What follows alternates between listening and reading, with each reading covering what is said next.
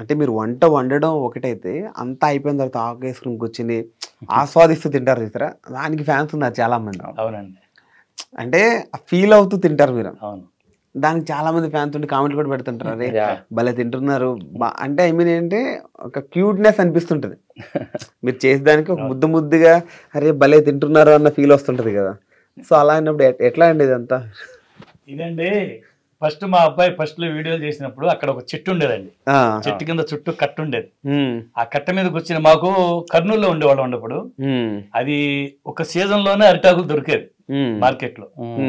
ఒక్కొక్కసారి దొరికేవి కాదు. చాలా ఫీల్ అయ్యి మా అబ్బాయి చాలా దూరం నుంచి, అది ఎంత కాస్ట్లీ అయినా అరిటాకులోనే తినాలి, అనేది వాడకూడదు అనేది మా అబ్బాయి ఫస్ట్ కాన్సెప్ట్ ఉండేది. అరిటాకు భోజనం, అరిటాకులు తింటేనే మన వీడియోలో చాలా బాగుంటుంది అనేది ఫస్ట్ నుంచి కూడా ఒక నమ్మకం, న్యాచురల్ గా ఉంటుంది. అలా తెప్పించి ఆ ఇస్త్రాకు ముందు కూర్చున్నప్పుడు ఎలా మాట్లాడాలి, ఏం మాట్లాడాలి, నాకు కెమెరా ముందు ఇప్పుడు అలవాట్లేదండి. ఇదే మా అబ్బాయికి చెప్తే, డాడీ ఇదంతా నేను ఒక ప్లాన్ ప్రకారం చేస్తున్నా, ఇప్పుడు నీ వంతు వచ్చింది, నువ్వు భోజనం దగ్గర కూర్చున్నప్పుడు నీకు మనసులో నుంచి ఏది అనిపిస్తే అది చెయ్యి, అది కనుక మన సబ్స్క్రైబర్స్ రిసీవ్ చేసుకుంటే అదే కంటిన్యూ చేద్దామని ఈ ఒక మాట చెప్పాడు. అప్పుడు నేను దీన్ని ఎలా చేయాలి, ఎలా చూపించాలి నా సబ్స్క్రైబర్స్ అని చెప్పి ఫస్ట్ గా అలా నాకు వచ్చినది నేను చేశాను. ఆ రోజు అది తింటున్నప్పుడు మాత్రం ఆ ఫ్లో కంటిన్యూటీ ఉంటది, అక్కడ ఎక్కడ మనకి యాక్టింగ్ ఉండదు. అంటే నేనే కదా తింటున్న ఫీల్ వస్తుంది, భలే అనిపిస్తుంది. అవునా, నిజంగానే అలా యాక్చువల్గా అది మొత్తం రికార్డ్ చేసేసి నేను కట్ చేసుకుంటా, అంతేగాని ఇప్పుడు ఇలా చెప్పు అని ఏ రోజు చెప్పింది లేదు. అంతా అది లోపల నుంచి వచ్చేస్తా ఉంటది, ఆ ఫ్లో కరెక్ట్ గా ఉంటది. నాకు అది బోనస్, కొంచెం బాగుంది కంటెంట్, అసలు మనం ఎక్స్పెక్ట్ చేయని కంటెంట్ వస్తుంది. అందులో కామెంట్స్ ఎప్పుడైతే పెట్టారో మీరు తినే విధానం బాగుందని, నేను అప్పటి నుంచి ఎక్కువ పెడుతున్నా డ్యూరేషన్ అది. ఓకే, అదొకటి మధ్యలో ఇప్పుడు ఒక 5 నిమిషాలు మరగాలండి, ఒక 5 నిమిషాలు అవ్వాలని చెప్పినప్పుడు అది ల్యాగ్ లేకుండా ఉండడం గురించి పాటలు కూడా భలే పాడతారు. జూనియర్ ఘంటసాల గారు మీరు పాడుతుంటే ఘంటసాల గారు ఆ గొంతు గుర్తొస్తుంటది, ఆ పాట పాడుతుంటారు. ఎలా అండి ఈ ఐడియా మీకు? మేము ఒక వీడియో చేసేటప్పుడు అండి కాసేపు టైం ఉంది ఏదో ఉడకటానికి అని చెప్పి అలా ఆ పాత వీడియోలో చూడండి, ఇలా తల మీద కళ్ళ మీద పడుకున్నాను. పడుకుని నీలే గగన్ తలే అనేది ఒక హిందీ సాంగ్ ఉంది. ఆ సాంగ్ ఊరి నేను నోట్లో గునుక్కుంటా పాడుతున్నా, నాకు తెలియకుండా ఆయన దాన్ని రికార్డ్ చేసి పెట్టేశాడు.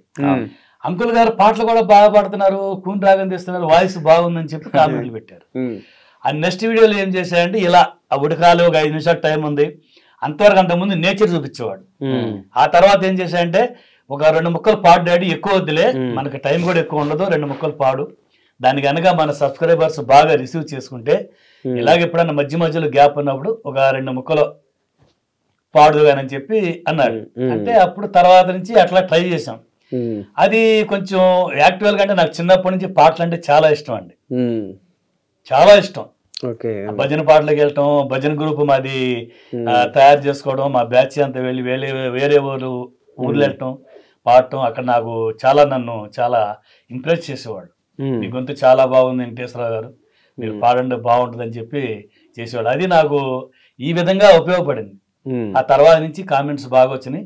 వీలున్నప్పుడు సమయానుకూలంగా మనం వంట చేసే సందర్భాన్ని బట్టి అలాంటి ఏదన్నా ఒక 2 ముక్కలు గుర్తొస్తే ఎంచుకొని పాడేవాడిని. అది కూడా మాకు హైలైట్ అయిందని చెప్పుకోవాలి. మీ ఫ్యాన్స్ చాలా మంది కూడా ఇంటర్వ్యూలో పాట ఎక్స్పెక్ట్ చేస్తుంటారు, పాట ఎక్కడ పాడారు బాబాయ్ అని అంటారు, వాళ్ళ గురించి ఒక పాట తప్పకుండానండి.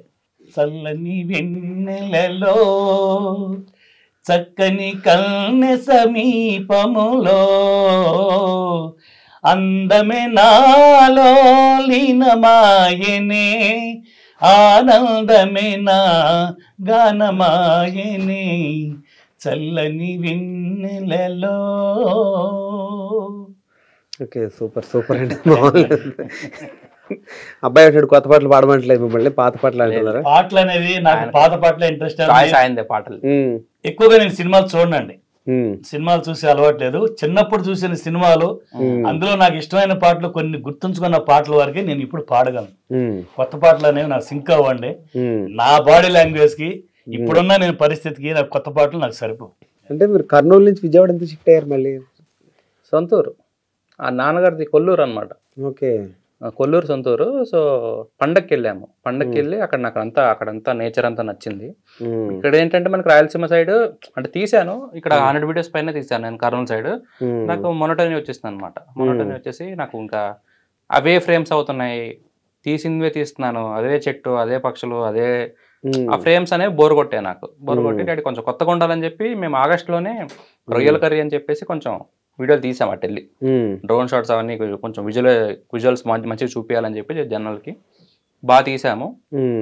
తీసి కామెంట్స్ బాగా వచ్చాయి, బాగుంది నేచర్ ఇక్కడ అంతా అది అని చెప్పి. నాకు కూడా బాగా నచ్చింది. అంటే చాలా తక్కువ వెళ్ళాను డాడీ వాళ్ళ ఊరికి నేను చిన్నప్పటి నుంచి, చాలా రేర్, ఒక 4-5 టైమ్స్ వెళ్ళుంటా అంతే. అది కూడా నేను సెకండ్ ఫస్ట్ యూకేజీ టైంలో వెళ్ళుంటా. సో ఆ నేచర్ అంతా చూసేసరికి అసలు అదిరిపోయింది లొకేషన్. మన సైడ్ అంతా రాళ్ళే ఉన్నాయి. నాకు కూడా అది బోర్ కొట్టింది ఆ లొకేషన్. కానీ అది చాలా మందికి ఇప్పటికీ ఇష్టం. మీరు పాత లొకేషన్లో చేయండి అంటుంటారు, కానీ నాకు యాజ్ ఎ ఫోటోగ్రాఫర్గా నాకు అది బోర్ కొట్టి ఇది ఎంచుకున్నాను. డాడీ మీ ఊరు వెళ్ళిపోదాం డాడీ, మీ ఊర్లో తీద్దాము, తప్పుగా బాగుంది అంతా అని చెప్పేసి అక్కడ నేను షిఫ్ట్ అయిపోయాను అంతే. డాడీ వాళ్ళు షిఫ్ట్ అయిపోయాను. యాక్చువల్ ఉండాల్సిందే అక్కడ నాన్నగారు ఊర్లో, లాస్ట్ కి ఎండ అక్కడ కుదిరింది అనమాట. అది నా కోరిక కూడా అండి. అవును, ఎప్పటి నుంచో ఈ బిజినెస్ పరంగా వంట నేర్చుకోవడం అంటే ఒకటి, హోటల్స్ పెట్టడం, వ్యాపారం చేయడం, పిల్లల్ని చదివించుకోవడం, ఎక్కడెక్కడో తిరిగాము సిటీ వైడ్ గా. ఇక లాస్ట్ కి ఏమైనా సరే నా సొంత ఊరు చేరాలి. మొన్న సంక్రాంతి కాక అంత ముందు సంక్రాంతి మా ఊరు వెళ్ళాం మా అబ్బాయి కోరిక మేరకి. ఆ విజువల్స్ అన్ని మా అబ్బాయి చూసిన తర్వాత ఇక్కడ చాలా బాగుంది డాడీ అని అప్పుడే నా మనసులో మాట వాడికి చెప్పాను. నాకు కూడా ఇలా మంచి పల్లెటూరు వాతావరణంలో చిన్న ఒక కాటేజ్ అంటే మట్టి గోడ ఇల్లు ఒకటి కట్టుకుని చుట్టూ ఫెన్సింగ్ వేసుకుని పూల మొక్కలు కూరగాయలు ఇలా పెంచుకుంటూ నా సహజీవనం ఇలాగే గడపాలని ఉంది సాయి అని చెప్పి ఆ రోజు నేను అన్నాను. ఎప్పుడైతే నేను ఆ మాట అన్నానో వాడి మనసులో అది ఉండిపోయింది. తర్వాత మళ్ళీ అనుకున్న ఒక 3 నెలలకే, జనవరిలో అనుకున్నాము, మార్చి ఏప్రిల్ కి దాన్ని కార్యరూపం దాల్చేట్టుగా ఒక ప్లాన్ చేశాడు. మా బాబాయ్ వాళ్ళు వీళ్ళందరూ బాగా అప్పుడు మా తమ్ముడు గోపి మా అన్న చూసే ఉంటారు మీరు, గోపి మా తమ్ముడు బాగా హెల్ప్ చేస్తారు అప్పుడు. మొత్తం వాళ్ళ ఫ్యామిలీ అంతా మాకు అప్పుడు బాగా సపోర్ట్ చేసింది. ఆ ఫామ్ హౌస్ వేద్దాం అనుకున్నప్పుడు ఓవరాల్ గా ఊర్లో మొత్తం ఏదైనా సపోర్ట్ చేశారంటే స్టార్టింగ్ లో ఆ ఫ్యామిలీ అంతా బాగా సపోర్ట్ చేయడం వల్ల మంచి కుదిరింది అక్కడ. జనాలు కూడా బాగా నచ్చింది. అంటే నేను రెగ్యులర్ గా తీసుకున్నాను, 2 నెలలు పట్టింది అది మొత్తం సెటప్ వేయడానికి, నా ఫామ్ హౌస్ వేయడానికి. ఎవ్రీడే వెళ్ళిపోవడము, ఆ గోప్రో పెట్టుకొని టైం ల్యాప్స్లు తీసుకోవడము, పనికి వస్తుందిలే తీద్దాంలే అని చెప్పి అదంతా కలిసి ఆ ఫామ్ హౌస్ టూర్ అని ఫస్ట్ వీడియో వదిలేను. చూసే ఉంటారు మీరు.